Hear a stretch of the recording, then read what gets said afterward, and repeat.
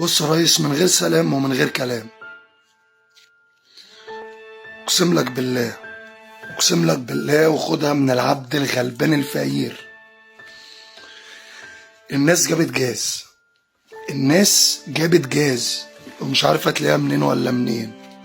وانا مش هعد، وانا مش هعد، لان مفيش حاجه ما تتعدش. وانا لو قعدت اعد لك الحاجه اللي الناس ما بقتش قادره عليها ماديا، اقسم بالله محتاج فيديو 3 ايام.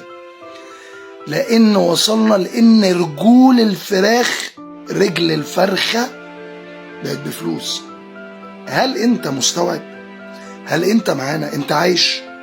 انت بني ادم زينا؟ انت موجود في مصر؟ القرارات اللي عمال تاخدها والفلوس اللي عمال تديننا بيها وي وي وي وي وي وي وي وي، انت معانا؟ انت يا ريس يا عبد الفتاح يا سيسي معانا؟ طب بلاش انت معانا. انت بني ادم شبهنا؟ يعني انت بني ادم شبهنا؟ يعني احنا كشعب مصري اقسم بالله لو واحد ماشي ولقى واحد بيقول جعان ومفيش في جيبه غير 5 جنيه هيطلعها. فهل انت بني ادم شبهنا؟ طب انت بني ادم شبهنا، احنا ما بنصعبش عليك.